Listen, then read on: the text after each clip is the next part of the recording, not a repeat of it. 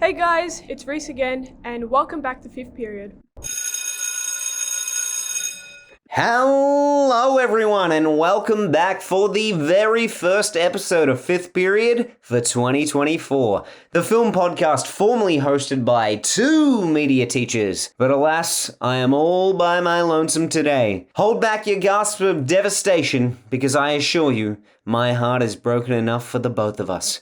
Yes, my partner in crime for 2023, Mr. Whittle, has taken a step back this year. And while it was tricky to hit the record button again today, with this aching pain in my chest, I have managed to soldier on.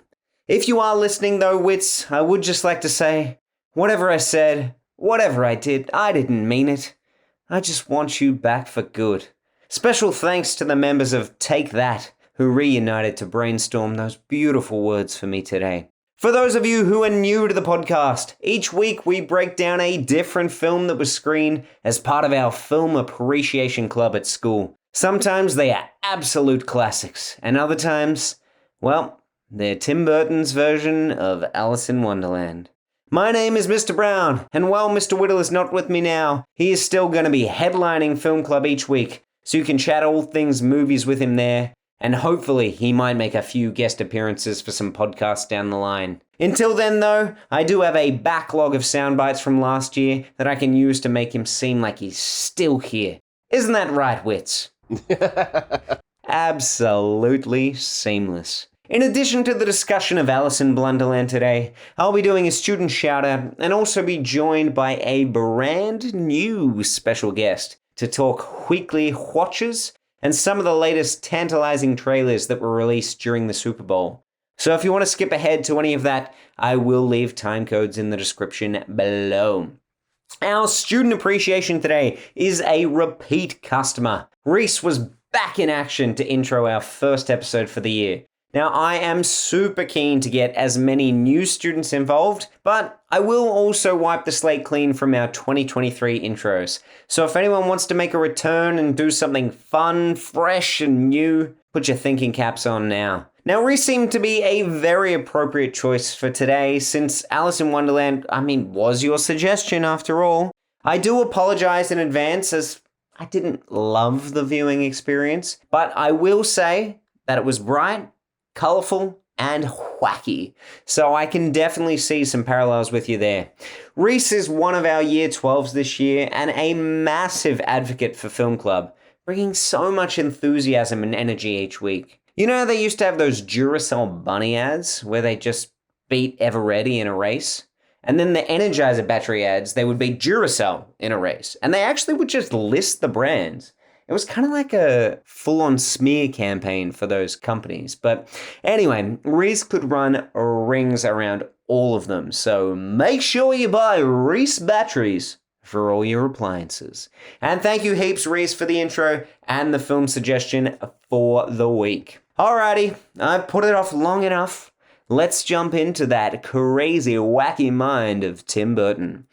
Obviously, Alice in Wonderland is a Disney classic. The 50s film being released around others like Cinderella, Peter Pan, Sleeping Beauty. But it has been done to death. I had a quick scan at the Wikipedia page, which, as we all know, is the most reliable source in the world. It is not a scam. Why would someone want to scam me, Jermaine? And on the internet service, one of the trusted things of today's society. It showed up to 50 different iterations of adaptations based on the Lewis Carroll books. Something that actually came up in Film Club when I was chatting to new staff member and new film clubber, Mr. Boyland, was that the version we were most familiar with wasn't this one or the Disney original, but the 1999 TV movie.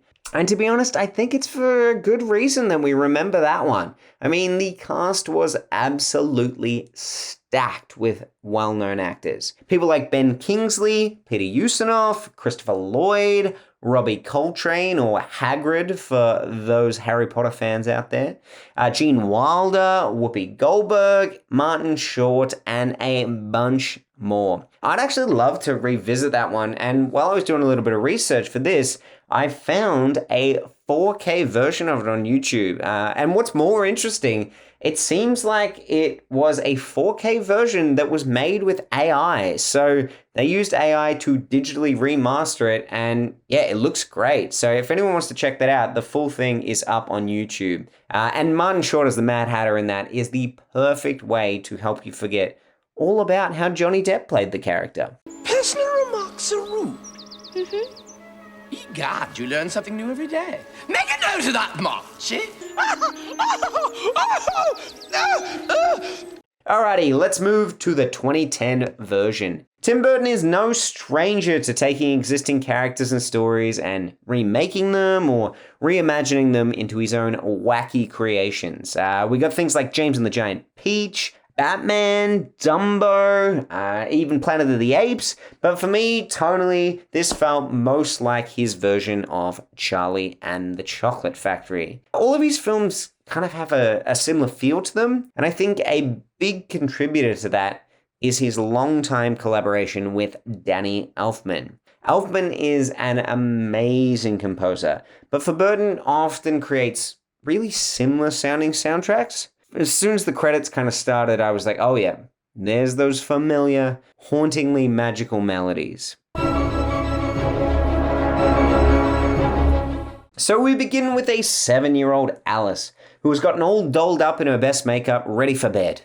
I mean, you gotta look your best. You never know when you're gonna wake up in a magical new land. Her dad, Charles Kingsley, played by, I think it's Martin Sokas, I think it's pronounced. I mean, I've always known him as the poor man's Russell Crowe. Ethan actually said to me in film club, so is that Russell Crowe? He actually genuinely thought that it was him.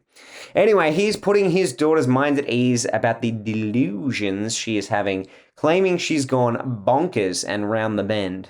You know, those common expressions from the 1850s. He claims that all the best people are mad.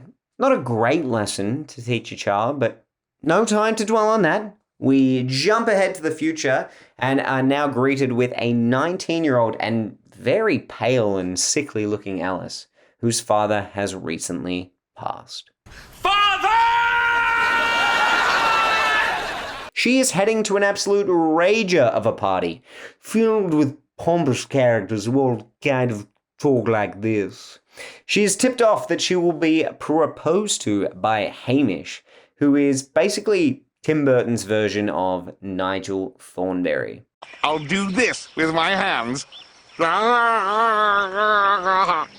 His fiery red hair, protruding teeth, and utterly disgusting facial expression really hammer home how unpleasant we are supposed to find him. He literally looks like a Wallace and Gromit character come to life. Now, naturally, he labels Alice as a silly woman for her creativity and imagination. Ah, the 1800s. What a time to be alive. This is another aspect that they really kind of shove down our throats in the opening, with Alice not wearing a corset or stockings, and even giving a really self-aware speech of the injustices and expectations that are placed on her. Which, I mean, she's absolutely right. Like, these are all true when you look at the film and time period through a modern lens, which of course films do all of the time. It's how films are a reflection of their production context rather than the actual setting that they take place in. But I think this one in particular could have used a little more subtlety, since these are cultural traditions that Alice is surrounded by every day, and her character doesn't really have the ability to look at her situation retrospectively like we can as a modern audience. We get a shoehorned reference to painting the roses red. I mean, it's a little on the nose, but I like that it's followed with, what an odd thing to say. Alice catches her brother-in-law macking on with someone that isn't her sister. Another reminder of the joys of married life that await her if she accepts Hamish's proposal. There was something that came up when Hamish actually does propose to her that I was like, how does that make any sense whatsoever?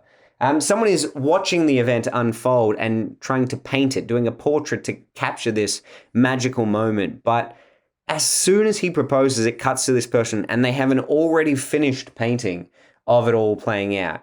I mean, how? How is that possible? It just doesn't make any sense. So, avoiding committing to a lifetime of misery, Alice runs off after the White Rabbit and tumbles down a literal rabbit hole. She finds herself trapped in a room where all the doors are locked except one. We hear the voices of characters curious as to why I should have said curiouser and curiouser as to why she doesn't remember this process from last time. This was actually when I realized that the film wasn't a reimagining of the Alice in Wonderland story that we know, but more of a sequel to the original tale. Now, that's a little bit confusing because it's not the official sequel that was written, which is Through the Looking Glass, which they actually made as a sequel to this film as well. It's very, very confusing, but this one kind of is an in-between adventure. So you could technically watch the animated film and then watch this version, and it would actually flow on pretty well. Even in this one, there's a part where it kind of does flashbacks and shows sequences that happen in the original animated one, but with the cast from this one, if that makes sense. Anyway, Alice drinks a foreign substance with little to no reservations, and it causes her to shrink. And this also bothered me about the film. It was a bit of an inconsistency between when her clothes shrink and grow in the film with her. So her dress remains big in this moment, but whatever undergarment she is wearing must be made out of some sort of ultra spandex because it shrinks and grows to whatever need she has for a good portion of the film.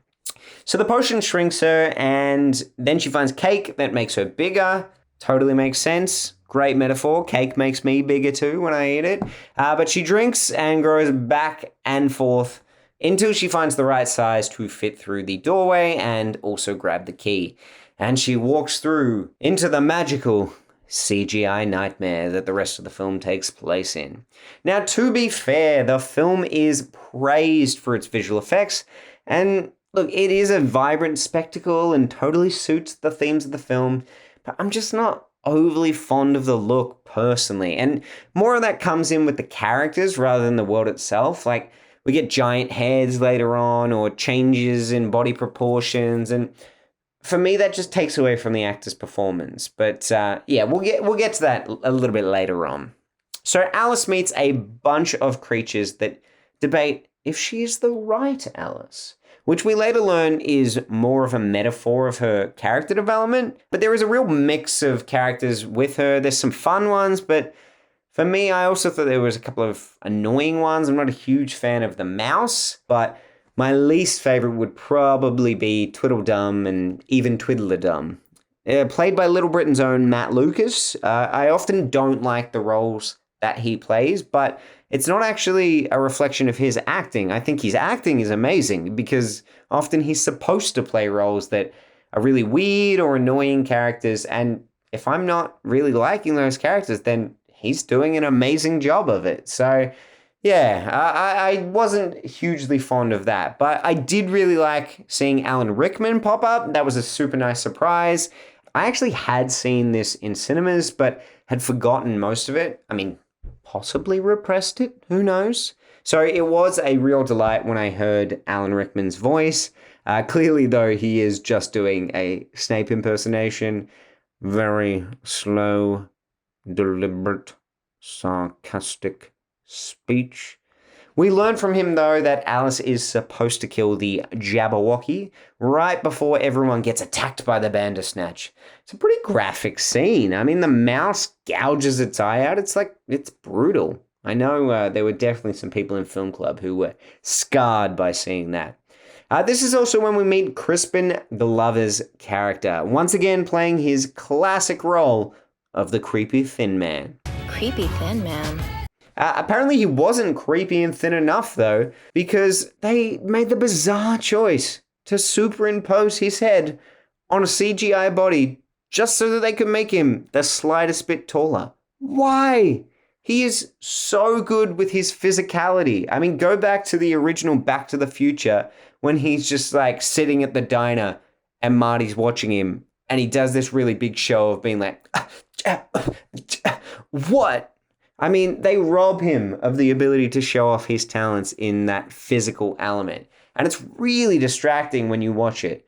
It's like choices with CGI in the background.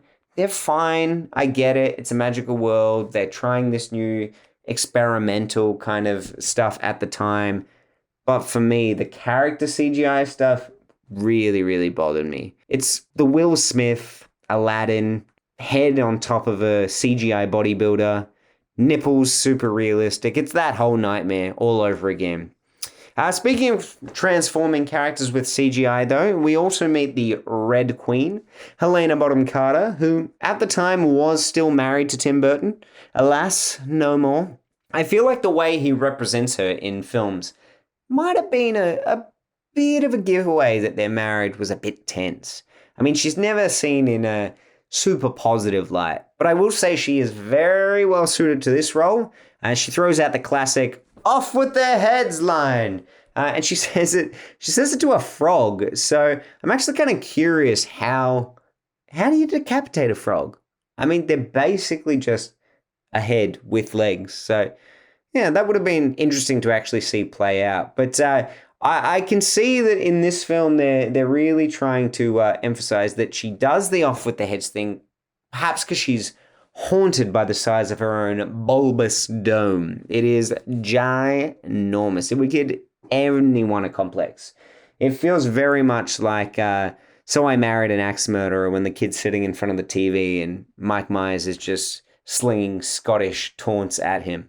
William, move your head. Look at the size of that boy's head. Shh. I'm not kidding, it's like an orange on a toothpick. You're gonna give the boy a complex. Well, that's a huge noggin. It's a virtual planetoid. Has its own weather system. Heed, move! Move that melon of yours and get the paper if you can. Hauling that gargantuan cranium about. I'm not kidding, that boy's head's like Sputnik. Spherical, but quite pointy in parts.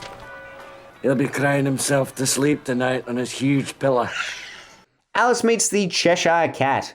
Not Whoopi Goldberg, but Stephen Fry is a very good pull for the film. Then she heads on to yet another staple of the Burton projects, Johnny Depp as the Mad Hatter, who appears to have been put in front of the camera and just told, go.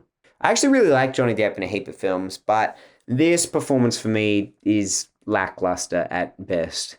He's also CGI'd a little bit as well. I think he's got like bigger eyes and it doesn't really add anything to the character. So I just don't know why they're doing it. We also get some foreshadowing in this scene to the worst moment in the film. When the White Queen once again wears the crown, I shall wacken vigorously. Crispin Glover comes through and the Mad Hatter shrinks Alice down, whipping her up a brand new dress in mere seconds with a pair of scissors. He and Alice journey on and he tells how the Red Queen burnt down the White Queen's fair, I guess it was, or something like that. It's not her castle, I know that much, because we see that later in the film, but regardless, the Hatter is traumatized by the event, perhaps making him even madder than he already was. The Mad, by the way, for those who don't know, I always found this super interesting as a kid. I mean, it's dark. It's very dark. It was based on a real thing from the early 1800s where hat makers got mercury poisoning from the curing agent of the hats and literally went mad. Anyway, the Red Knight sees the Hatter, but Alice gets away and teams up with Ballot, the Bloodhound, and they go to the castle to try and get the Hatter back. When they arrive, Alice witnesses a bunch of people with comically large body parts playing croquet with porcupines and flamingos. You know, the standard rich people stuff. Alice eats some more cake, and because she grows to have an equally large head as the Queen, she is welcomed with open arms. The Hatter also takes advantage of her bulbous head complex and offers to be her giant Hatter. Shortly after, questions his own involvement, delivering the line, "What is the Hatter with me?" And then immediately is driven insane from just the sheer awkwardness of such a pun. He also asks Alice why she is also too tall or too small. I mean, every time he encounters her, it's too big or too small. And I wondered when he delivered this line, like, what is the purpose of this? Like, too tall or too small for what? I wasn't sure if he was kind of suggesting like he wanted to kiss her, but she wasn't at the right head height for him to do that. But that would be really weird because the first time she was in Wonderland, she was like 7 years old. So I'm really hoping I just misread the situation, but He definitely makes a reference to her size later on in the film too, and like gives her a good looking up and down. It's just, the whole thing is gross. Alice asks the rabbit to lead her to the White Queen's sword, but is being guarded by the Bandersnatch. So she comes up with the brilliant plan to trade his eye back to him to win him over. And he just pops it back in. You know, normal anatomy, that's how it works. Your eye comes out, put it back in, all fine, no worries.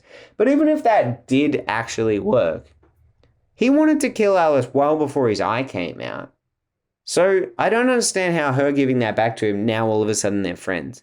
Doesn't really make any sense. Anyway, it's revealed at this point that all the people in the castle have fake giant appendages. If you could change form, why didn't you change it in the one place that counts? Alice gets the sword, and after her identity is discovered, she escapes on the Bandersnatch. All the while, the Hatter is fighting off Glover with a sombrero. She goes to the White Queen, where she is told by the caterpillar that she's much more like Alice now. At the Hatter's execution, the Cheshire Cat steps in, and the Hatter reveals that all the Queen's followers are lying to her. Then he goes all William Wallace and convinces everyone to turn against her. This was a bizarre acting choice, I feel.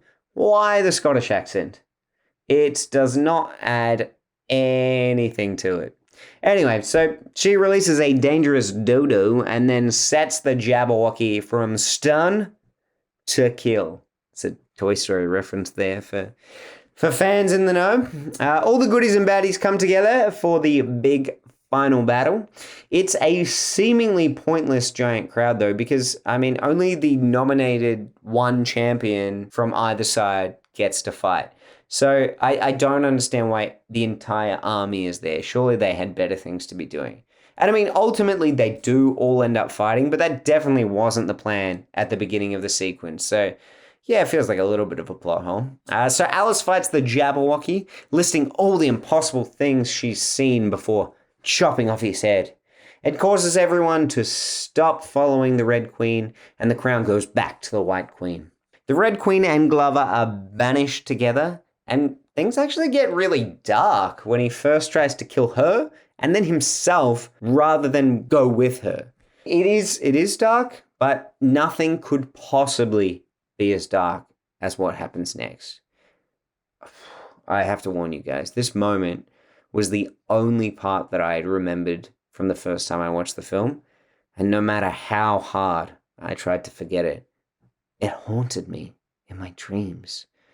Oh yes, it's the Futterwhacking, a CGI Mad Hatter dance that combines the worst moves with the worst music and a tone that just does not fit at all. I mean, rightfully so, Alice doesn't want to stick around after that. And so she says her farewells and takes off. She returns to Nigel Thornberry, and look, can I just say, all this talk of Nigel Thornberry, I've recently looked up some clips on YouTube. My God, The Wild Thornberrys was a funny show. Just, for Tim Curry alone as that character, everybody go back and watch it. Watch it. Do yourself a favor. It's so good. I know I'm going to watch some episodes. Anyway, so she returns to Nigel Thornberry and declines his proposal and then threatens her brother-in-law, but also fails to mention that he's cheating on her sister. Like, she's just like, "Ooh, watch out, you, or else." I mean, maybe mention to your sister that he's sleeping around. Then she takes it in turns to go around the entire party and say something about everyone, including her aunt, who she calls crazy, and says she needs to see someone about it. What? The whole film, Alice has been crazy. She went to a magical land. She's been championing her dad's catchphrase about how good being bonkers is. It makes no sense now that this is the remark that she says to her auntie. It completely goes against everything that's happened in the film. And then, I mean, after that, she dances because who cares at this point? Am I right? It all ends with her becoming an apprentice to the guy that would have been her father-in-law if she'd married Hamish, which of course kind of works. I mean, to be honest, I don't mind this plot point in the film, but I feel like there should have been more of an indication that this was something she wanted earlier in the film. But I do like that because she's got creative ideas and she's a different way of thinking, they want her on board for that. So I did appreciate that was the way things kind of resolve themselves. And then, the end.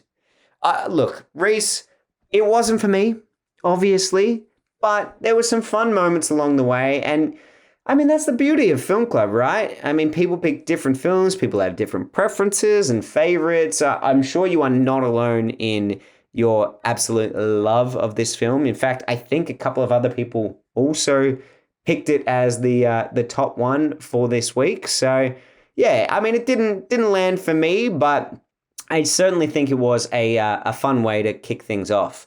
We're about to move on to weekly watches with my very special guest, but I do want to just put out a little bit of a disclaimer. Apologies for the sound quality in both this next section and Tantalising Trailers.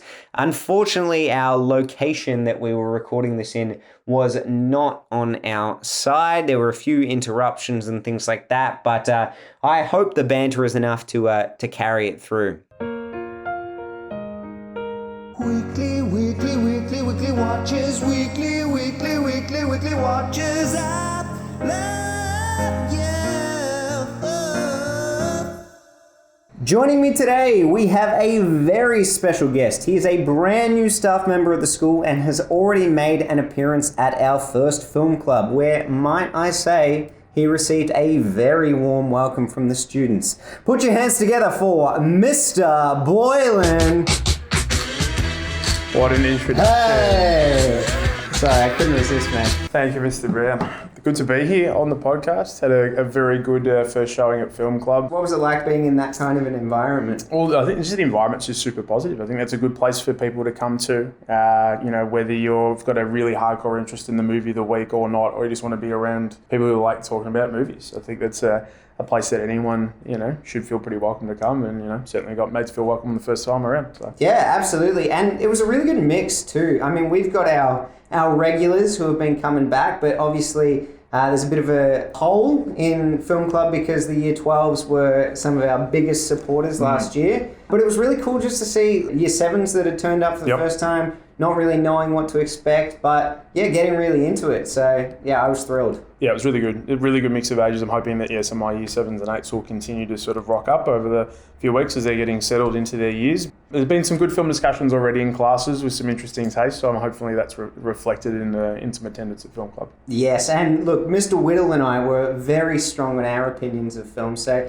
it's nice to get a new, fresh perspective in there, and also you'll have your own pool of students that you can encourage to come along. Hopefully, yes. Alrighty, let's jump into weekly watches. I've got 5 on my list, but some of them I am going to quickly mention. Up top, I was going to just say that I saw Saltburn and A Haunting in Venice over the holiday break. So not technically a weekly watch, but worth mentioning because they were pretty big films. I think it was my Year 11s were talking a lot about Saltburn. Some of them absolutely loved it. For me, I'm still not sure how I feel about it. I would say it's a film I don't need to watch again.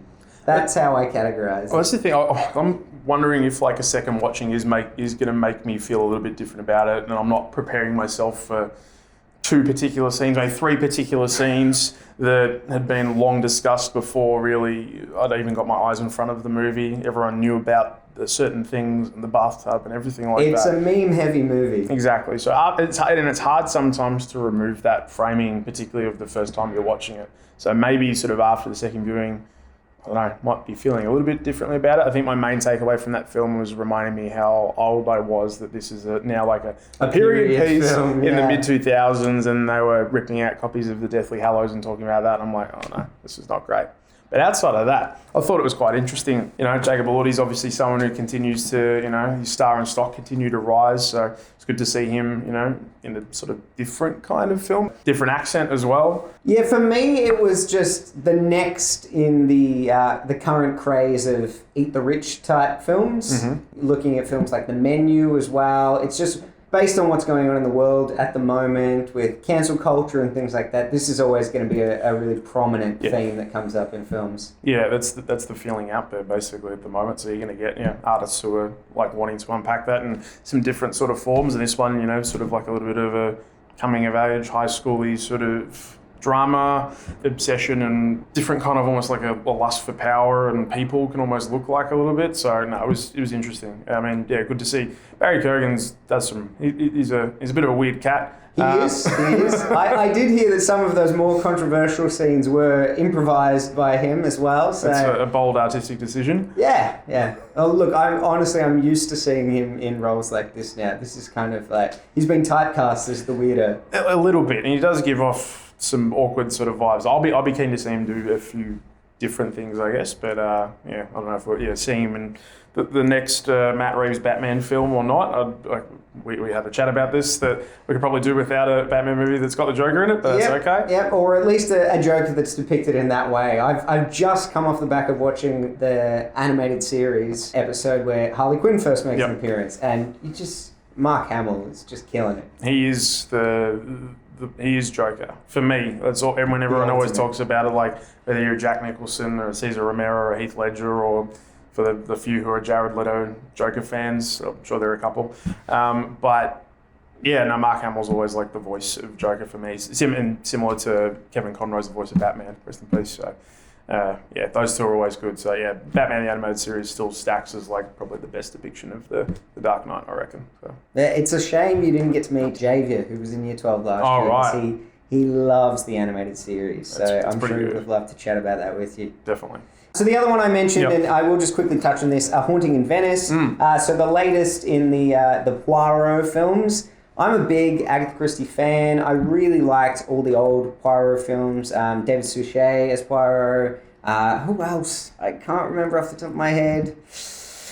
That's going to kill me. But anyway, I was a big fan of the original ones. I've never really connected with the three that have come out so far. I think it just feels a little too formulaic, and I guess that's always going to be the case when you are representing something that's already been represented in cinema, in telemovies, in books, time and time again. But I'm looking for something new in murder mystery. As a big murder mystery enthusiast, I like seeing fresh takes on it. Yep. And so for me, I'm more inclined to go see your Knives Out, your Glass Onion kind of films now, because they're just finding fun new twists on the old school formula and really combining some of those classic elements with a modern perspective. Yeah, it'll be interesting to see like if more films like that are now starting to get made, seeing how well Knives Out has done, and obviously getting the sequel as well. That if that's a genre film that's going to start kicking back a little bit more into vogue, because I'd certainly be happy. I haven't seen like too much of anything sort of Agatha Christie, but I do appreciate like a good mystery in my movies. So I've always, Knives Out's a movie I've watched a lot of times now since it's come out. So if that's a movie style that in genre that directors are going to keep having a crack at, and people are going to keep writing those scripts, I think that's going to be a good thing. And obviously, like the numbers are doing well, then they're going to want to do it, and studios want to give money to those projects. Well, and it helps that Kenneth Branagh is funding a lot of this stuff himself. Yes. It's just a passion project for him, so he can keep making them as much as he wants. And look, they're doing well, but yeah, for me, I just I think maybe I'm ready for something new. That's fair. The Poirot, who I forgot, that actor, just sprung into my mind. Back. Peter Ustinov, which is interesting because he was in the other version of Alice in Wonderland, the TV movie version that you and I are most familiar with. I remember Whoopi Goldberg as the Cheshire Cat. Yeah, and Martin Short as the Mad Hatter. Of course. Who can forget? What have you been watching this week? So my main cinema experience I had was on Friday at the Moonlight Cinema. Or the Twilight Cinema, if you will. Well, exactly. So that was my best friend's, one of my best mates' ideas of a birthday. What she wanted to do was invite her nearest and dearest and get them along to see the first Twilight film. Absolute classic. It really is. And like this, because this is my second viewing now of the first movie of Stephenie Meyer's saga. After watching the first one under some slight duress from my partner and getting through that, without her watching it with me and sort of watching it in a different context, more of a shared experience, a more casual experience like that's in an outdoor cinema, I don't know, I just watched it from a completely different lens and I kind of enjoyed it. There's almost like a say that under my breath, but as in enjoyed making fun of it, or like a little bits of everything. I think particularly now having watched the whole saga and going back and looking at the first film, just the decisions made in that film from, you know, a camera perspective are really interesting, like subject framing, like Dutch tilts where, you know, Dutch tilt might not typically be used, a lot of arc shots and handheld camera sort of stuff that really sort of makes it less of like the start of a big budget franchise and just more of an indie film. Looking back on it and seeing it now as this big sort of money-making behemoth, I always thought that like, oh, they're all like big sort of budget films the whole way through, but it surprised me the first time I saw the first one. It's like, the budget relatively compared to the rest of the film is quite low. And so, yeah, with a lot of the decisions they had to make as a result of the budget being low, I thought it made for a really sort of interesting and artsy film, which was, good, and a very blue film as well. Very, very blue film. Yeah, okay, that's cool. I didn't know that myself, but I suppose it makes sense. It is one of the earlier versions of these teen novels taking off. They didn't have the trust in them that they do now in terms of knowing how well they're going to sell, but you do see a big jump. Like, I know the Hunger Games books had a massive jump in terms of the budget of the first film to the second, to the third. And a lot of that, too, comes down to the actors that are in them. They're relatively no-name actors or up-and-coming actors, and then by the time the saga's finished, they've appeared in a bunch of different franchises and movies as leading characters. So, yeah, the budget has to shoot up in order to just be able to pay them. Yeah. It's really tricky with, like, the acting performances that these, like, the leads give, from Kristen Stewart and Robert Pattinson, because, like, the dialogue that they're saddled with is not great. And often they have to shoulder the burden of like, oh, they're such terrible actors. But correct. And like now in like sort of retrospect and like on the coming out of the darkness that is the Twighlight saga, you know, they've both put together like some really terrific performances across like a lot of different roles now. So you can look on them as like, okay, well, you know, you guys weren't doing that bad. Maybe less said for Taylor Lautner and what he's done after that franchise. But hey, if anyone really likes Abduction, that's okay. That's all good. I mean, give a pinch of judgment, but I'll allow it. But no, for like on the whole though, good cinema experience. Like out in the park, lots of people like applauding at character entrances.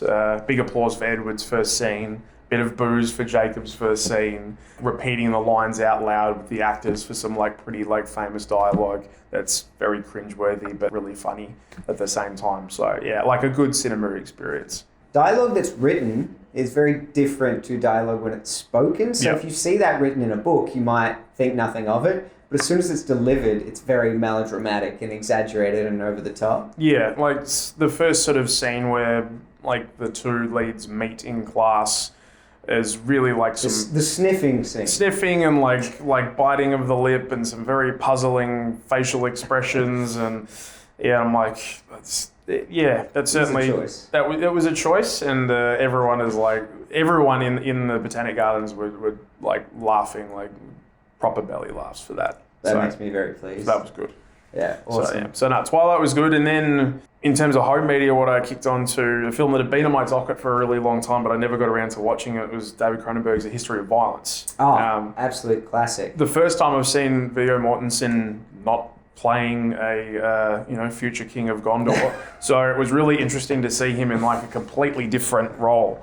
That was a film I really, really enjoyed. We've mentioned it on the podcast before. Whittle was kind of doing the catalogue, the Cronenberg catalogue, and yeah, he was very surprised at how much he enjoyed that film. So yeah, I love it. I haven't seen it in a while, but it's a very good film. It's like a pocket of time. I don't know, like whether it's just like a mid-2000s thing. I haven't seen like a lot of films from like, I don't know, that time period, but no, I really enjoyed it. And like the premise, like it was getting sold as more of like a, I don't know, down the line thriller, but it ended up being like a significantly deeper film than that. Talking about like identity and obviously like how violence can influence different people and change people over time. And, you know, there were stages of that film where I genuinely didn't know whether Viggo Mortensen's character was telling the truth. Does he actually have this past, or like a secret agent who's been, I don't know, like shut down and he's got like a command that's going to wake him back up again or something like that. But it was really good. It's just Yeah, really great action scenes that were quite visceral and very raw. And then you've got really good performances from like Maria Bello. Ed Harris is really fantastic in it. I love Ed Harris. He's great.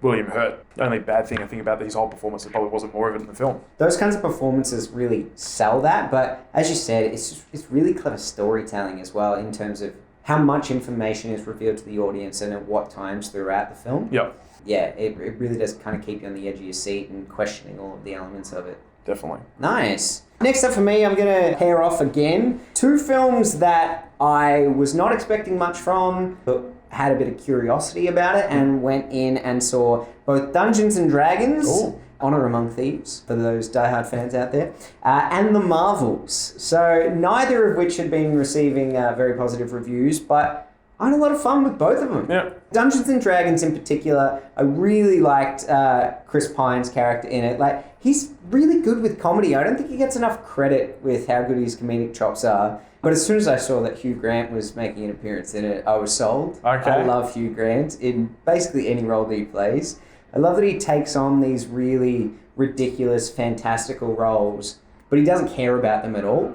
Even if he was in like a franchise that is really well respected, he's like, whatever, it's a job. Yep. He just does it for the money. And his attitude towards that is so funny, but he always just is a captivating kind of character in the films. Like, he's the reason Paddington 2 is so great.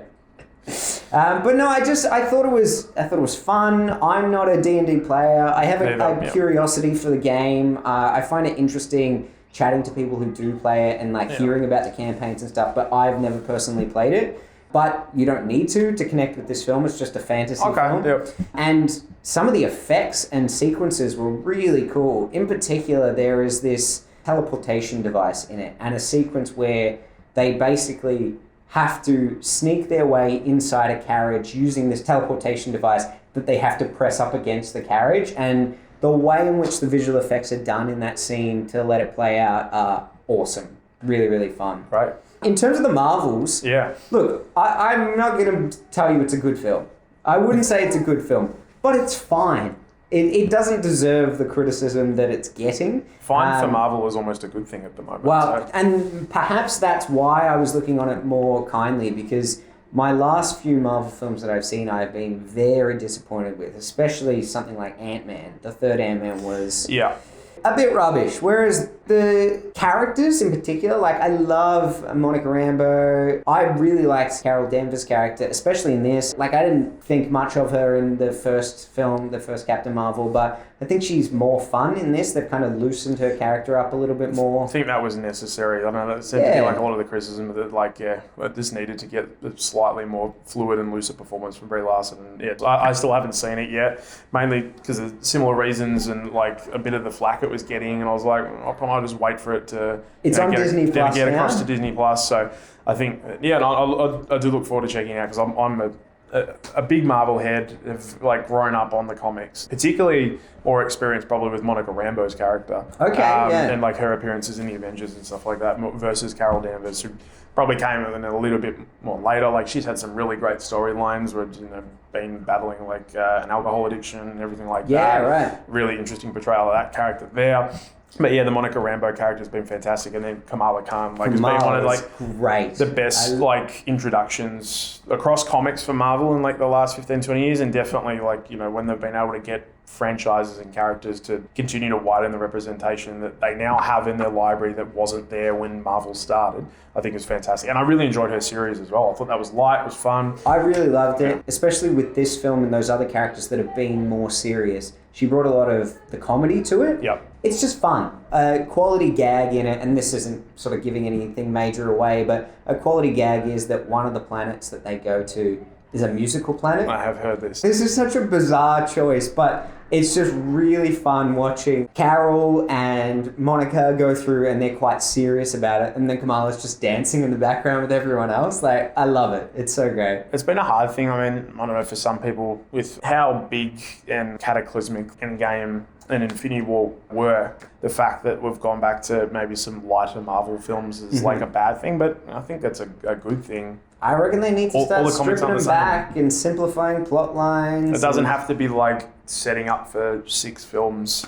in the one film. It's okay. Yeah. Oh, and I mean, we'll get to that a little bit when we start talking Tantalising Trailers, I'm sure.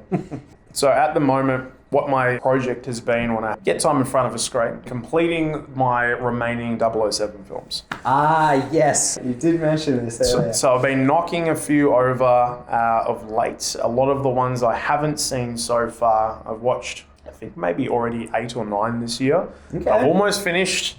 It's mainly been a lot of the Roger Moore movies, which were lacking. Which I haven't wanted to touch. Yep. Not my favourite Bond. Some of his early stuff, pretty good. Live and Let Die, fantastic movie. But I think sometimes it started to get just like a little bit campy and a little bit off the rails. That's been my big problem with some of the Bond movies. In my experience, embracing that will help you to enjoy it a lot more. I'm now aiming precisely at your groin. Says speak or forever hold your peace. I'm a big Bond fan. I would say Roger Moore, like there might be some of his films where I've only seen them once. I haven't revisited them. I have all the Sean Connery ones. I've got the Pierce Brosnan ones all on DVD. Campy is inherent in a Bond film. Like you're watching Pierce Brosnan surf with a giant sail in an ice attack storm with lasers coming from the sun. Like they're always going to be a bit campy, right? But there's a reason why, because of that film, you got Casino Royale after it. Yeah, that's, again, fair.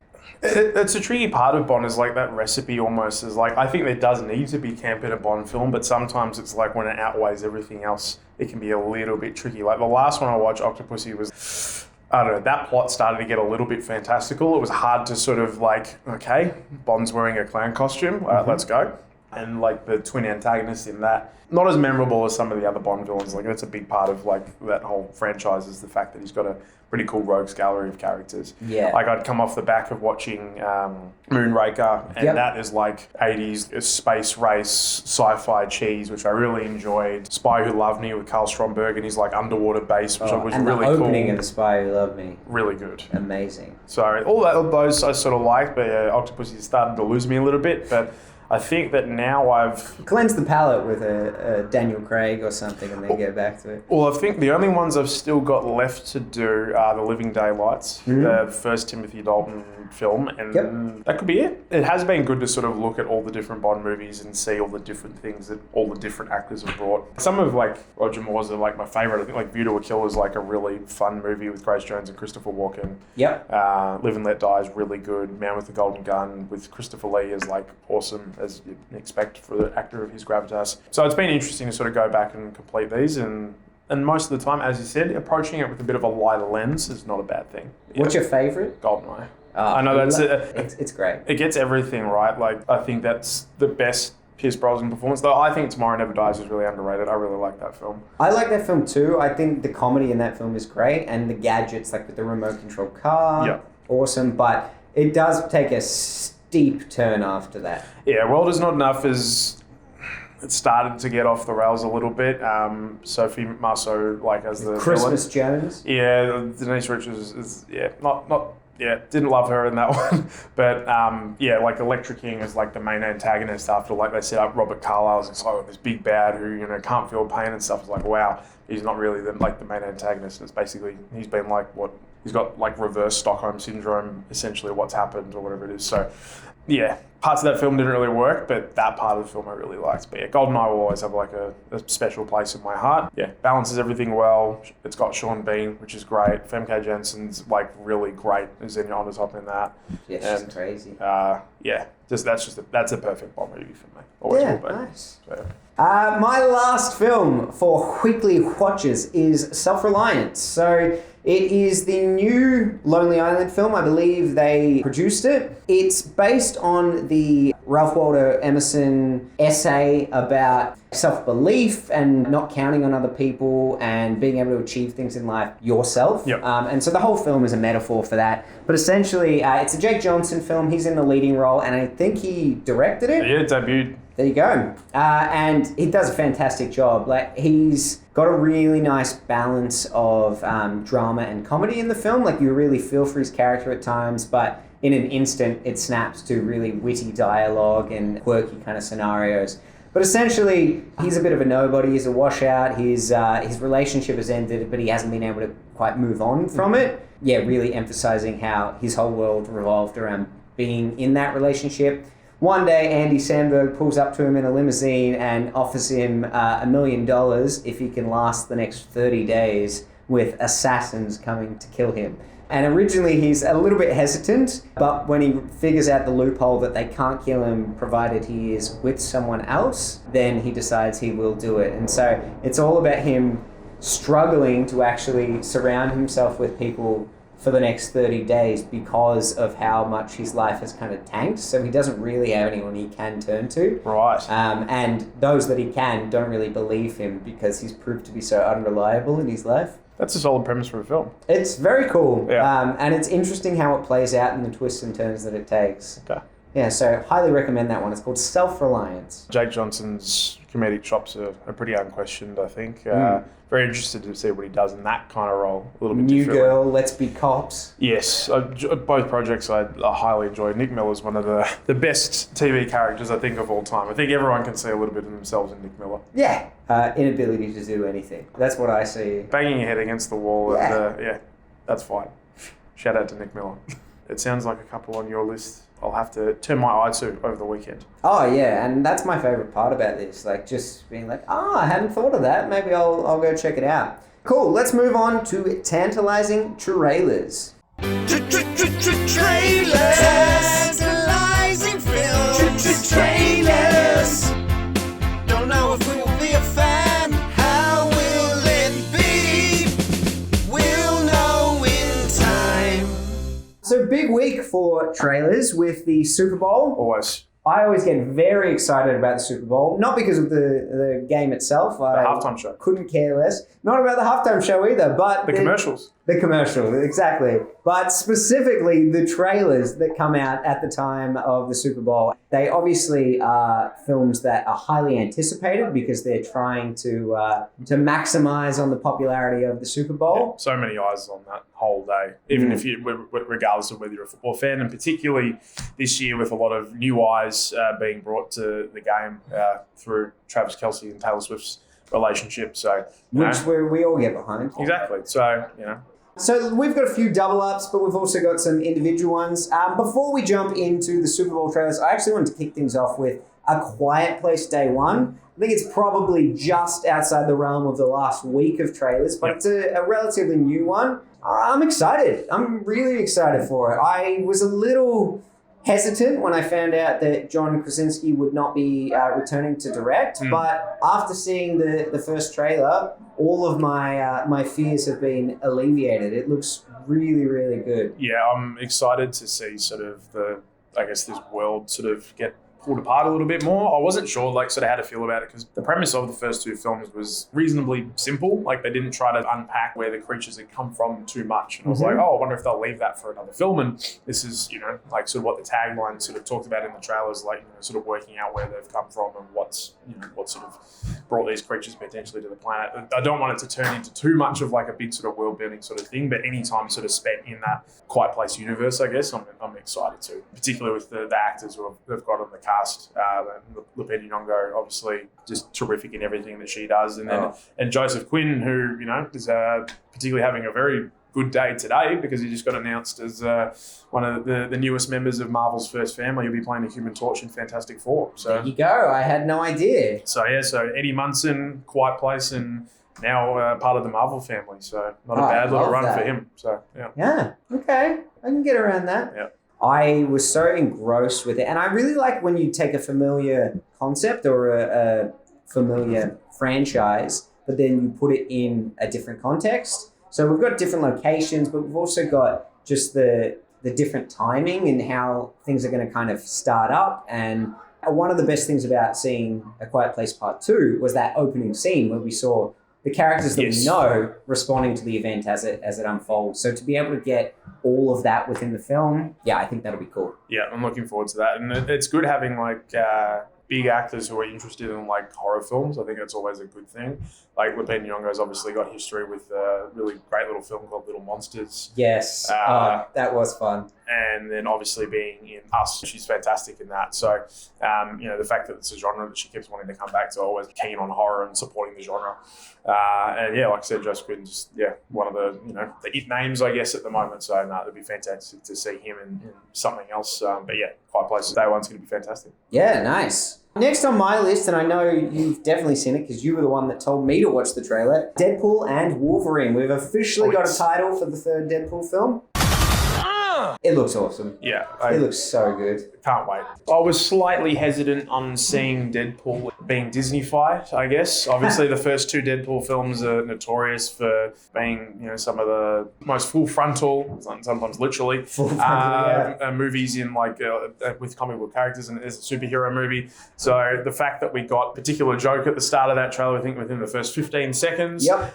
Listeners will know what we're talking about. Yes, they will. I was like, okay, cool. That's still up for grabs. And look, you must have known that Ryan Reynolds wasn't going to let that happen. Oh, no. After it happened a long time ago now with the X-Men Origins film, I don't think he would ever let the character be anything but what he wanted it to be from this point onward. Deadpool has already had his mouth sewn shut before. I think it's going to happen again. The big thing to probably talk about is that extending universes and going to alternate timelines and things like that has become so ingrained in what we're watching. Sometimes done really successfully, like I loved Spider-Man No Way Home, but sometimes done not so successfully. Doctor Strange. I didn't mind Doctor Strange. I thought there were some cool elements, especially like the action sequence with music notes and things like that. But the extended universe stuff felt a little shoehorned in. It didn't feel justified in a lot of what it was done. It was just fan servicey stuff. Yeah. And so I'm hoping that this one has a really nice balance of some nostalgia elements, but also really poking fun at how much they're relying on that these days. Yeah, and if anyone's going to poke fun at their own branding, it's going to be Deadpool. So of course, right? It'll be interesting to sort of see how it's incorporated. Obviously, you get scenes where he's watching basically almost like scenes from the movie. Like, will he be acknowledging the fact that are they actually live shots, or is he watching a movie? Almost, that's something that he probably might poke fun at. The fact that he salutes when Captain America comes across the screen, I highly enjoyed. Describes himself as Marvel Jesus. Yeah. I'm like, okay, this is going to be fun. I think probably the part I'm most looking forward to is that it looks like there'll be a lot of either hints or cameos or appearances from characters from the Fox Marvel movies. Yeah. And kids have grown up with the MCU. I grew up with the Fox X-Men movies and, the Tobey Maguire Spider-Man movies. So they will always have a special place in my heart, particularly X2, I think, is a really damn good film. So the fact that not only Hugh Jackman is back as Wolverine, will be awesome. In the yellow and blue costume, which is even better. I totally agree. Top of my list in terms of cameos would be Chris Evans returning as the Human Torch. Has to be. Even better. A finger-pointing scene, potentially. Having both characters that Chris Evans, Captain America, and Chris Evans, Human Torch. Doing the Spider-Man finger-pointing. Yeah. I would love it. I would love it. Apparently, they've seen, there's set photos where Tyler Mane is coming back as Sabretooth. Yep. Which there's been a lot of set leaks. But I'm interested to sort of see how they do that. And probably I think the thing with that movie is are they going to try to tie up the Fox universe there, or are they going to try to save some of that stuff for Avengers Secret Wars, where potentially that's when they've got other universes coming into it. As you said, multiverse stuff being the real buzz sort of thing that Marvel are doing at the moment. Obviously, with Deadpool and Wolverine's ties to Loki, with the TVA being in that film as well. So yeah. It actually reminded me that I need to go back and finish season 2 of Loki. Yep. Because I'm going to get spoilers galore if I don't. Yes, you will. Yeah. Yes, you will. Good to know. So the main trailer that I gravitated towards when it came to the Super Bowl was Kingdom of the Planet of the Apes. Yes. Dr. Sayers. Exactly. That trilogy of films where Andy Serkis is Caesar, I think, not underrated, but I don't think enough people saw those movies to a degree. I didn't see them all. So I think the second one in particular is really fantastic. Third one with Woody Harrelson has got some plot holes and some things I don't really love about that film, but that whole as a trilogy I think is really fantastic. So really excited to see the same kind of universe, but now it's 300 years later, so after Caesar's rule. So he's Andy Serkis no longer in this one, but it's like a whole new sort of cast of apes basically leading things at the moment, and it's not going very well. And there's like a young human savior coming through and everything like that. So looks really fantastic. The mocap for those films has always been like 10 out of 10. And no, it looks like a really good action movie. I'm keen for it. So Yeah, more cool. time in that universe is good. Alrighty, so last one for me is Twisters. I'm a big fan of the original Twister. Helen Hunt, Bill Paxton. I love it. I am wondering how much of this film will make ties to the original. Already looking at the trailer, they've got devices to track Twisters. Yep. Apparently, in all of the time that's passed since the first film, they still don't have a reliable way of doing that. Nope. This has got to be like Dorothy Mark 27 now. They had 4 just in the first film, didn't they? I think so. 4 or 5, I think. Yeah. Look, I've always been a big fan of kind of disaster films. Same, yeah. Looking at things like Dante's Peak and That's a really good film, Dante's Peak. Yeah, so I'm excited for this. The trailer had enough. Didn't have any flying cows though. I think that's the big thing that's missing. You gotta have something to look forward to. Yeah. So you think the flying cow will definitely be there? I think there might be multiple flying cows. Wow. Bigger and better. There's not just one Twister. There's 2 Twisters. Wow, there were 2 Twisters in the first one. I know, but 2 Twisters in the title. Yeah, that's true. That's very true. Looking forward to that movie. I mean, there's a really good young cast in there. Anthony Ramos, who was in Nope as the tech store employee who joins in. Oh, he's in great. That. He was part of the best part of Nope. I Agreed. thought David Corenswet, who's the new Superman, is going to be in this movie. Mm-hmm. Daisy Edgar Jones, and obviously Glenn Powell, who's really rocketed to fame after Top Gun Maverick, and then being in the big rom-com of the time with Sydney Sweeney, Anyone But You. So I could see him as like a descendant of Bill Paxton. yeah, 100%. He's got that real vibe. He rocks a cowboy hat in this. That was a pretty big cowboy hat too. Oh yeah, it wasn't like an unassuming. No one's going out and buying a small cowboy hat. No, unless you're putting it like on an animal or something. Then that sounds adorable. Fun. Yeah, yeah, big cowboy hat, big ego that you get across from his character sort of in the movie. Almost looks like he's slightly popular to a degree, which, Twister Hunters, they're rock stars. I know, there's a local celebrity, not sure. But no, the film looks good. But yeah, the Twister original always holds like a special place in my heart. 100% agree. Disaster films like that are always endlessly rewatchable for me. I'd run out of times I've seen Day After Tomorrow or The Core or Deep Impact and all these sort of movies. So always enjoy those. So yeah, keen to see how Glenn Powell goes with like another big sort of summer blockbuster type of vibe. Sometimes you just need like a good disaster film in the middle of the year to switch off your brain a little bit too and just have a good time. And Twisters looks like a good time. Yeah, awesome. That was my last one. Did you have any more you wanted to mention? No, they were the main sort of takeaways I got from the Super Bowl. A couple more films to come out on Netflix. I only gave the trailer a little bit of a look today, but Millie Bobby Brown, a new film called Damsel. Oh, yeah? Yeah, that looks all right. Which looks like good fun. Always like a film with dragons, so I'll take that. That's the main one I'm sort of keeping an eye out for.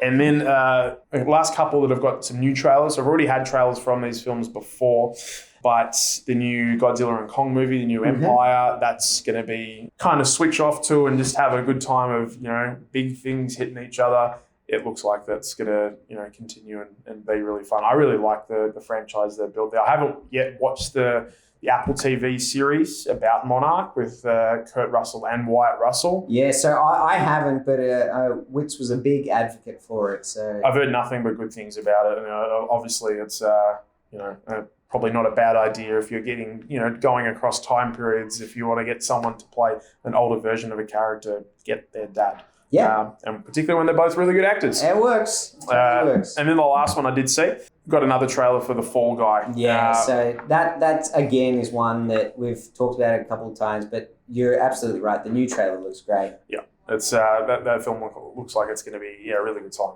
Like action comedies, like sort of that, not always done superbly. I haven't seen Argyle yet, but it hasn't been getting the most superb of reviews, which hasn't.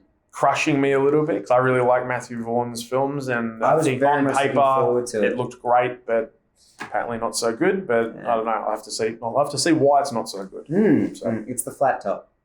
The Argyle Flat Top.